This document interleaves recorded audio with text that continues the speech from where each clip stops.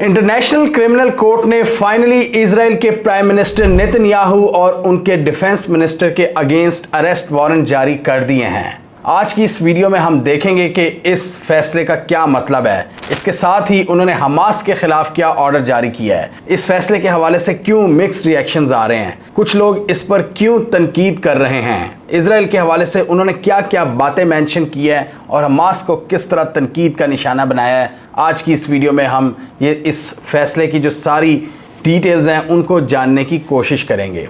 हम देखेंगे आईसीसी के इस प्रोसिक्यूटर करीम खान को जिन्होंने ये फैसला सुनाया है, बेंजामिन नेतन्याहू ने इनके बारे में क्या कहा है और इन्होंने इजराइल के बारे में क्या कहा है और क्यों कुछ लोग इस फैसले से नाखुश हैं। आईसीसी के प्रोसिक्यूटर ने अपनी स्टेटमेंट में मेंशन किया कि इजराइल ने गजा के अंदर जो ब्रूटल एग्रेशन दिखाई है वो वॉर क्राइम्स के अंडर आती है और वो क्राइम्स अगेंस्ट ह्यूमैनिटी हैं जो इन्होंने गजा के अंदर किए हैं। ये फैसला इंटरनेशनल क्रिमिनल कोर्ट ने सुनाया है, आईसीसी ने। इससे पहले आईसीजे में भी इजराइल के अगेंस्ट जेनोसाइड का केस चल रहा है जो कि साउथ अफ्रीका लेकर गया था और जनवरी में आईसीजे ने रूलिंग दी थी इजराइल के अगेंस्ट के इजराइल जेनोसाइड को रोकने के लिए इकदामात करें और अपनी मिलिट्री कैंपेन को स्लो डाउन करे। आईसीसी के प्रोसिक्यूटर करीम खान ने अपनी स्टेटमेंट में हमास के 3 लीडर्स को भी वॉर क्राइम्स का मुर्तकिब करार दिया है। उसमें याह्या सिनवर हैं, मोहम्मद दयाब इब्राहिम अल मिस्री और इस्माइल हानिया।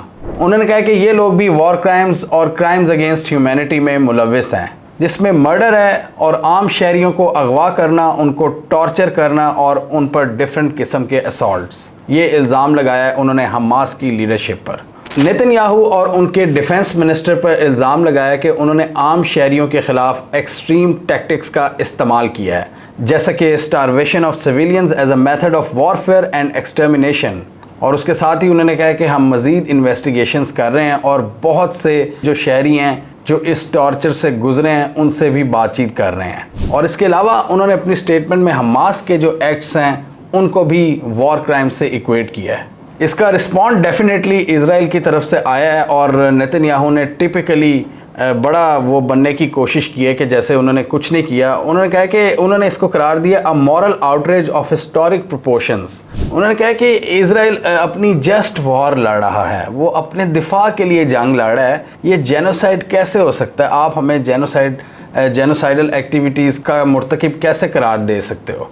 उन्होंने कहा कि हॉलोकॉस्ट के बाद ये जूइश पीपल पर वर्स्ट अटैक था हमास की जानिब से और हम ये जो असॉल्ट कर रहे हैं, ये काउंटर अटैक कर रहे हैं, अपने दिफा में कर रहे हैं। और आईसीसी के जो प्रोसिक्यूटर हैं करीम खान, नेतन्याहू ने उन पर इल्ज़ाम लगा दिया है कि ये एंटी सेमिटिक हैं। उन्होंने कहा कि इनके अंदर जूइश लोगों के खिलाफ नफरत भरी हुई है, इसलिए उन्होंने ये फैसला सुनाया है। नेतन्याहू का टिपिकल ये स्टाइल है कि जब भी इजराइल की इस तरह की एक्टिविटीज़ पर कोई भी तनकीद करता है तो वो उस पर एंटी सेमिटिक होने का इल्ज़ाम लगा देते हैं और अपने जितने भी क्राइम्स हैं उन पर पर्दा डालने की कोशिश करते हैं, हॉलोकॉस्ट और जूइश पीपल की हेट का सहारा लेकर कि ये लोग सब ज्यूज़ से नफरत करते हैं। हालांकि तनकीद तो बाइडन ने भी बहुत दफ़ा की हुई है नेतन्याहू पर, लेकिन शायद इसलिए बाइडन बाद में ये भी कह देते हैं कि आई एम अ ज़ायनिस्ट। वो अपने आप को फ़ौरन उधर ही क्लियर कर देते हैं कि वो इजराइल को नाराज़ ना करें कि मैं भी एक ज़ायनिस्ट हूँ। और इसके बाद ये जो पूरा एक्शन हुआ है इस डिसीजन पर जो बाइडन ने भी अपना रिएक्शन दिया है और उन्होंने बड़े अफसोस का इजहार किया है। जो बाइडन ने कहा कि बिल्कुल गलत है, इजराइल किसी भी जीनोसाइडल एक्टिविटी में मुलव्विस नहीं है, ये इन्होंने गलत डिसीजन दिया है और उन्होंने काफ़ी ज़्यादा इस पर तनकीद की है आईसीसी की रूलिंग पर। नेतन्याहू ने करीम खान को यहाँ तक कह दिया कि वो great anti Semites in modern times हैं, मतलब इस दौर का सबसे बड़ा एंटी सेमाइट बंदा है ये जिसने ये डिसीजन दिया नेतन्याहू के अगेंस्ट। मतलब नेतन्याहू पर तनकीद का मतलब है कि आप एंटी सेमाइट हो जाते हो। ये नेतन्याहू ये बताने की कोशिश करते हैं दुनिया को कि जो भी इस पर तनकीद करता है वो एंटी सेमाइट है, जबकि ऐसा नहीं है। नेतन्याहू ने इनको इक्वेट कर दिया है नाजी दौर के जजेस से कि हिटलर के दौर में जो जजेस थे जिन्होंने होलोकॉस्ट को इनेबल किया था, ये उस तरह के जजेस में से हैं कि जिन्होंने जूइश लोगों के ख़िलाफ़ फ़ैसले दिए थे हिटलर दौर में। और साथ ही इजराइल ने यह भी मेंशन कर दिया कि हम तो पार्टी नहीं है इस कोर्ट में, लिहाजा हम इस डिसीजन को नहीं मानते, ये अप्लाई नहीं हो सकता हम पर। अभी जब मैं इस स्टेटमेंट को पढ़ा था तो पता लग रहा था कि बड़ा केयरफुली इन्होंने वर्ड्स का इस्तेमाल किया है और बहुत ही केयरफुली लीगल लैंग्वेज इन्होंने यूज़ की है। जिसमें इन्होंने बड़ा आराम से पर्दा उठाया इनके वॉर क्राइम से। उन्होंने कहा कि no foot soldier, no commander, no civilian leader, no one can act with impunity. किसी को इम्प्यूनिटी, किसी को कोई मावराए अदालत नहीं है, कोई मावराए कानून नहीं है कि जिसको पकड़ा ना जा सके। और उन्होंने साथ ही ये भी मेंशन किया कि law can not be applied selectively.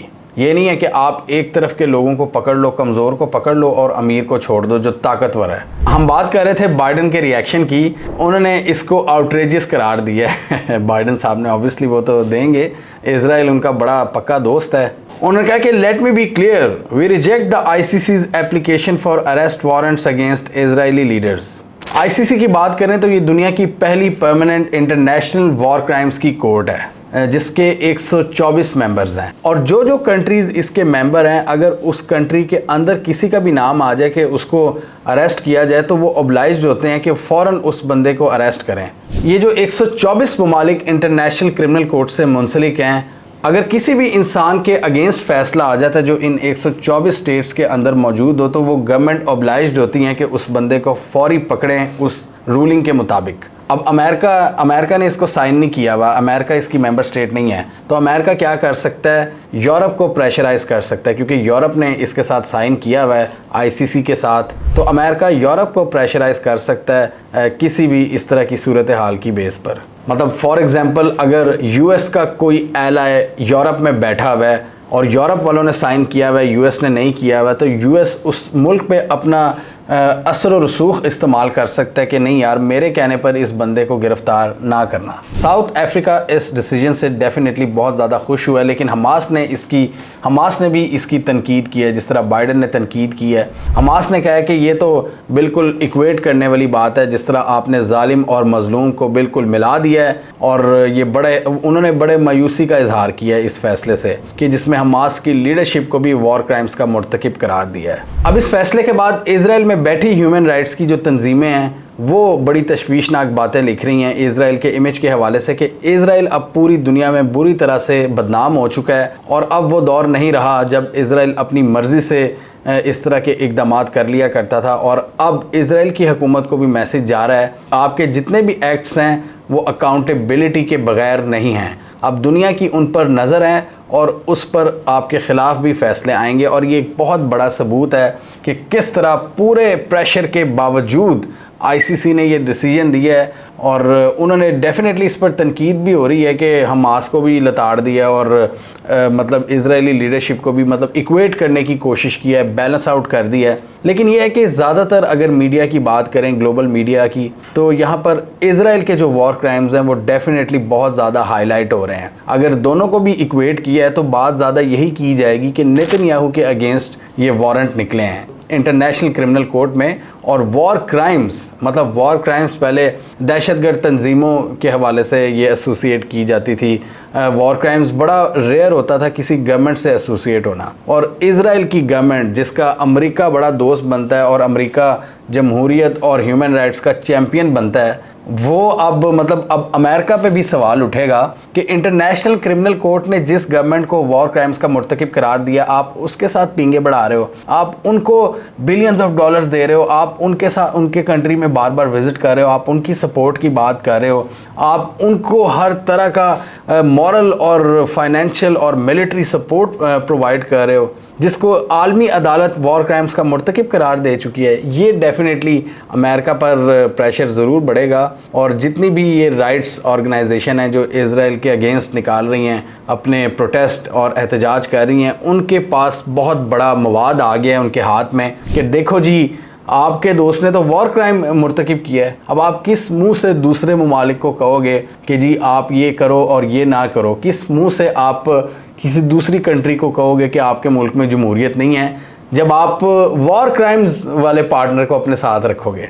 तो ये डेफिनेटली अमेरिका की सिचुएशन इससे बहुत ज़्यादा कॉम्प्लिकेट होगी। और बाइडन मज़ीद जितना दिफा करेंगे इजराइल का, उतना ही ज़्यादा मज़ीद बदनामी होगी इनकी। बहुत सी ह्यूमन राइट्स की तंजीमें बड़े अरसे से अमेरिका बहादुर पर यह तनकीद कर रही थी कि आप इजराइल को नहीं रोकते, इजराइल जिस तरह के एक्ट्स कर रहा है गज़ा के अंदर, क्योंकि अमेरिका हमेशा से यूनाइटेड नेशंस या दूसरे जो बड़े बड़े फोरम्स हैं वहाँ पर इजराइल की सपोर्ट करता आया है। ये एक न्यूट्रल बॉडी थी जिन्होंने इजराइल के वॉर क्राइम्स का चटाखटा खोल दिया है, और इससे अमेरिका की जो लीडरशिप है, जो बाइडेन एडमिनिस्ट्रेशन है, उनको भी बड़ी मुश्किल होगी कि वो किस तरह दिफा करे, जो सबसे बड़े दावेदार बनते हैं जमहूरियत के, कि वो अपने दोस्त के वॉर क्राइम्स को कब तक छुपाते फिरेंगे। वो जितना मर्जी तनकीद कर लें, पूरी दुनिया देख रही है कि इजराइल इस वक्त फ़लस्तीन के अंदर क्या कर रहा है। और जिस तरह इजराइल के अपने ह्यूमन राइट्स ग्रुप कह रहे हैं कि अब इनकी जो पॉलिसी है डिस्ट्रक्शन और इनडिस्क्रिमिनेट अटैक्स की,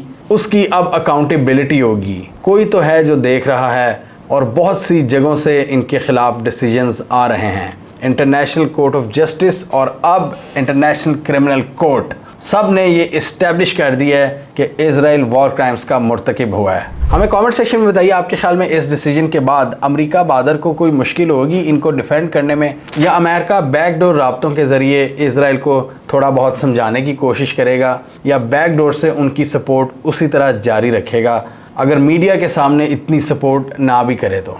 आप क्या समझते हैं? कमेंट कीजिए। इसके अलावा हमारा यूट्यूब चैनल सब्सक्राइब कर लो, साथ ही वो बेल आइकॉन भी दबा लें ताकि वो स्टोरीज़ दुनिया भर से, पाकिस्तान से, जिनकी मेन स्ट्रीम मीडिया पर प्रॉपर कवरेज नहीं होती, हमारे प्लेटफॉर्म के थ्रू आप तक टाइम पर पहुंच जाएं।